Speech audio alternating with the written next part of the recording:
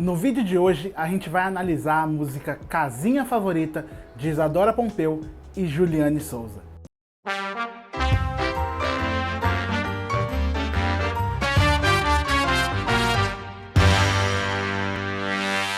Começando pela letra, então. Ele resolveu pegar o nada, era tudo que eu sabia ser. O terreno que ninguém comprava, ele escolheu para viver. Vamos começar. A música começa falando sobre a nossa situação inicial diante de Deus, né? A gente não tinha nada, não éramos nada e Ele nos escolheu. Existem textos que fazem coro a essa mesma ideia, como o de Colossenses 1, 21 e 22. Antes vocês estavam separados de Deus, e em suas mentes eram inimigos por causa do mau procedimento de vocês.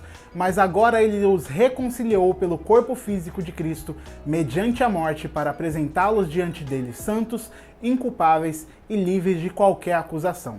Começou muito bem a letra. É até interessante o uso da metáfora da casa ali, bem recorrente com esse negócio do terreno, que faz a letra inteira ficar dentro desse mesmo tema, né? Mas vamos continuar.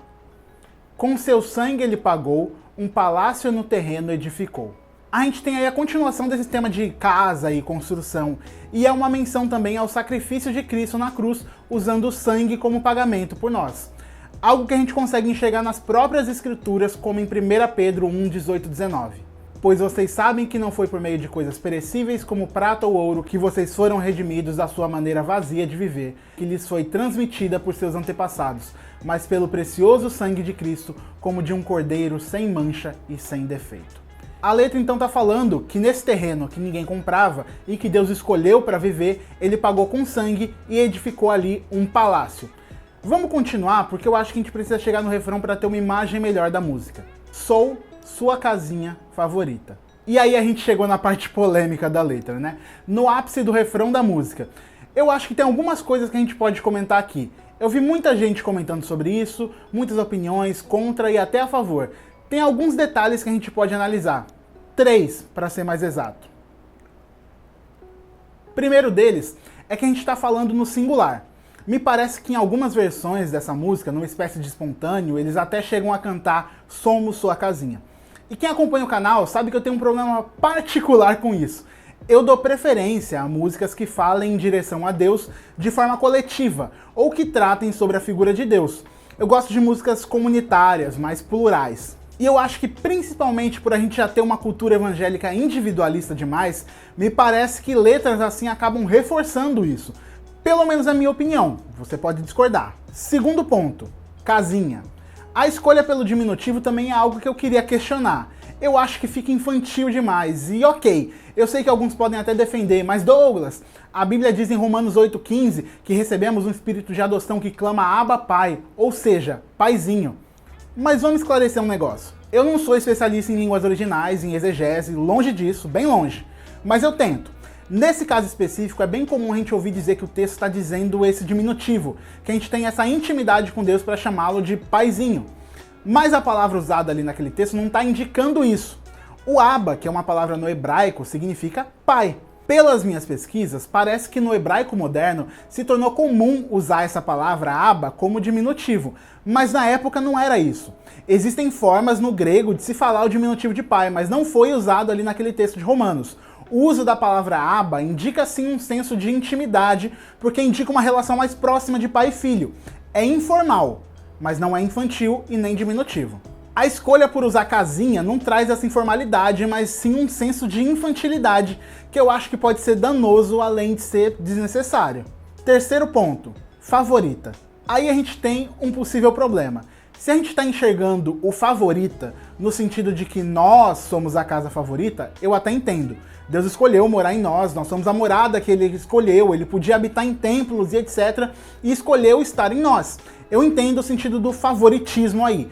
Mas percebe como também pode ser um problema? Isso pode ser enxergado de forma individual e levar a gente a uma altivez muito fácil. É um extremo perigoso, assim como o extremo de só se enxergar como um lixo, pecador, imundo, indigno, também não é saudável. O equilíbrio é saber que Deus nos escolheu, mas que nós não teríamos escolhido, sabe?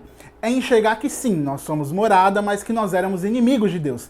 É não esquecer quem nós somos, filhos de Deus, mas também não esquecer quem nós fomos, inimigos de Deus. Vamos continuar a letra porque ainda temos a ponte. Sumiu com toda a bagunça que eu criei e toda a sujeira que eu guardei. Jogou tudo fora. Eu vou levar em conta a liberdade poética da letra. Eu não quero ser o chatão que vai dizer que a letra está afirmando que nós somos perfeitos, porque Deus literalmente teria sumido com toda a bagunça e tal. Mas eu acho que tem algo a se refletir e eu não posso simplesmente ignorar e passar pano, afinal isso aqui é uma análise. Eu acho que a gente tem que tomar cuidado com a forma que a gente enxerga santificação e justificação.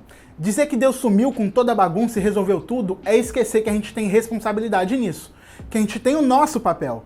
Inclusive, a maioria, se não todos, os textos que tratam dessa metáfora de casa, caminham junto disso. Vamos ler. João 14, 23. Respondeu Jesus: se alguém me ama, obedecerá a minha palavra. Meu Pai o amará, nós iremos a ele e faremos morada nele. Hebreus 3, 6. Mas Cristo é fiel como filho sobre a casa de Deus, e essa casa somos nós, se é que nos apegamos firmemente à confiança e à esperança da qual nos gloriamos. 1 Coríntios 6, 19. Acaso não sabem que o corpo de vocês é santuário do Espírito Santo que habita em vocês, que lhes foi dado por Deus, e que vocês não são de vocês mesmos? Efésios 2, do 19 ao 22. Portanto, vocês já não são estrangeiros nem forasteiros, mas concidadãos dos santos e membros da família de Deus, edificados sobre o fundamento dos apóstolos e dos profetas, tendo Jesus Cristo como pedra angular, no qual todo o edifício é ajustado e cresce para tornar-se um santuário santo no Senhor. Nele vocês também estão sendo edificados juntos, para se tornarem morada de Deus por seu Espírito. Todos esses textos estão falando sobre nós sermos moradas de Deus, ao mesmo tempo que eles enfatizam o que a gente precisa fazer para tornar isso realidade. Não é esperar que Cristo venha e limpe tudo, mas preparar o caminho para que ele venha, confiando que nós só temos capacidade de fazer isso por causa dele. Um off-topic agora, fugindo um pouco da análise, antes de partir para as nossas considerações finais e as notas. A Isadora foi bem criticada por causa dessa música. E ela fez uma resposta enquanto ministrava em uma igreja, e eu vou deixar o link na descrição se você quiser ver. Mas eu acho que essa resposta tem uns problemas e acho que vale a pena comentar. Ela diz que muitos pastores e líderes criticaram, mas que Deus disse a ela para confiar. Até aí tudo bem. Aí ela diz que quanto mais a música alcançava, mais baixo o diabo falava.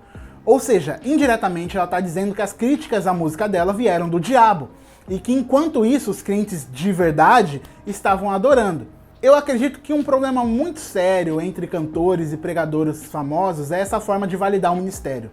As pessoas estão chegando até mim, as pessoas estão sendo libertas. Eu entendo que a gente tem que ver as coisas pelos frutos, mas será que os frutos são esses? Será que os frutos que a gente deve enxergar é quantidade de pessoas num show ou pessoas que levantam a mão no fim de uma oração? A gente não pode permitir que os aplausos deixem a gente cegos. Você pode ter uma multidão te seguindo e dizendo que você é o máximo, que é a voz da geração. Pode ter várias pessoas dizendo que tiveram a vida transformada por você e ainda assim você está errando. O fato de você ter todas essas coisas não significa que automaticamente todas as críticas que te fazem são inválidas, entende? É uma prepotência muito grande dos artistas ignorar toda e qualquer crítica porque vocês não estão vendo o que eu vejo. Eu entendo que muita gente critica da forma errada. Bate, xinga, chama ela disso e daquilo, diz que ela é mal intencionada e afins. Mas mesmo assim, os artistas deviam ouvir com mais atenção. Mas, tirando esse tópico, vamos continuar. Como alguém de fora interpretaria essa música? Por um lado, a pessoa entenderia algumas coisas básicas. Ela entenderia que Cristo pagou por ela, que quer habitar nela, mas talvez ela seria doutrinada a uma fé infantil e talvez até rasa. Por outro lado, eu entendo que essa mensagem pode ser muito bonita para algumas pessoas. Imagina alguém que passou a vida ouvindo que era inútil, que era um lixo, que ninguém amaria, alguém que foi rejeitado a vida toda, que nunca achou que teria a chance de ser amada. Ouve alguém dizendo uma canção que Deus quer habitar nela, e mais, que ele escolheu habitar nela. É bonito. Eu acho ainda que a letra precisaria de algumas mudanças, porque peca em não lembrar da nossa culpa nessa sujeira e bagunça, que a gente não só guardava, mas também amava. Ainda assim, eu acho que a música serviria só em alguns momentos muito específicos, mais particulares, e não na adoração coletiva. Tendo dito isso, vamos para as notas. Bíblica, 5 de 10. Eu acho que a letra é permeada de afirmações que, sim, a Bíblia faz. Ela é construída a partir de coisas que a Bíblia diz, de que nós éramos nada, de que Cristo pagou com seu sangue. Ela perde essa linha depois das primeiras estrofes, mas no começo, isso tá ali. Evangelística, 4 de 10. Como eu disse, ela tem um aspecto evangelístico. Ela pode até ser usada nisso, mas eu acho que precisaria resolver alguns desses problemas que a gente refletiu. Congregacional, 1 de 10. Eu acho que nesse aspecto ela falha bastante. É uma música voltada, na grande parte, pelo refrão ser repetido várias vezes, para exaltar um aspecto nosso, não de Deus. A gente está repetidamente dizendo, sou sua casinha favorita, e não algo sobre Deus ou para Deus. A maior parte da música é voltada pra gente, não pra ele. Lembrando que nada do que eu digo aqui é lei, é minha opinião. Com argumentos, mas é uma opinião. Você pode discordar aí nos comentários, a gente pode até ter uma discussão respeitosa. Essa análise é pra gente pensar mais no que a gente canta e por que a gente canta, e não pra dizer o que pode e o que não pode. O intuito do Bereia Worship é criar uma mentalidade mais intencional na hora de cantar. Não para criticar ou condenar letras e artistas. E aí, o que você achou? Gostou? Não gostou? Concordou? Discordou? Deixa o like e comenta aí embaixo, sugere pra gente músicas pro próximo Bereia, músicas de culto, coisas que as pessoas estão cantando, músicas que você gostaria de entender melhor. Se você achou esse vídeo interessante, compartilha pra galera nos grupos de WhatsApp aí. Se você não é inscrito, clica no botão inscrever-se para você receber os nossos próximos vídeos. E se você quer ajudar, clica no botão seja membro aí embaixo e você pode ajudar a gente mensalmente. Inclusive, um dos níveis te dá acesso ao nosso grupo secreto no WhatsApp, a Ordem da Sagrada Cafeína. Não é um grupo de teologia, mas um grupo de amigos que conversam sobre várias e várias coisas. Muito obrigado e até a próxima. Tchau, tchau.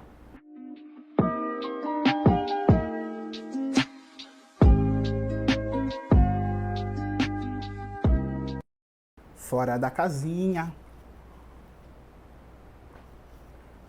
Caramba, esse café ficou realmente muito bom.